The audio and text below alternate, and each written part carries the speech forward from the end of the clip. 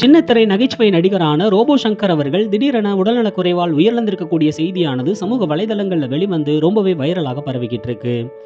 நடிகர் ரோபோ சங்கர் அவர்கள் சமீப காலமாகவே உடல்நலக் குறைவால பாதிக்கப்பட்டு பலருடைய விமர்சனங்களுக்கும் உள்ளாயிட்டு வந்தாரு. நடிகர் ரோபோ சங்கர் அவர்கள் எப்பவுமே குடிபோதையில தான் இருப்பாரு அப்படின்னு பலரும் அவர் மேல கடுமையான விமர்சனங்களை முன் வச்சாங்க. என்னதான் இருந்தாலும் இன்னைக்கு தமிழ் சினிமா திரையுலகத்துல ஒரு மறுக்க முடியாத, தவிர்க்க முடியாத நகைச்சுவை நடிகராக வலம் வந்துகிட்டு இருந்தாரு. ஆரம்ப காலகட்டத்துல ரோபோ சங்கர் அவர்கள் நிறைய தொலைக்காட்சி நிகழ்ச்சிகள்ல ஒரு சாதாரண நகைச்சுவை கலைஞராக தன்னுடைய பயணத்தை தொடங்கினாரு.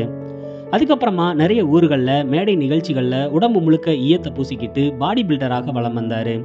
இப்படி பலவிதமான திறமைகள் மூலமாக மக்களை மகிழ்விச்சுக்கிட்டு இருந்த நடிகர் ரோபோ சங்கர் அவர்கள் சமீப காலமாகவே உடல்நலக் குறைவால ரொம்பவே அவதிப்பட்டு வந்தாரு.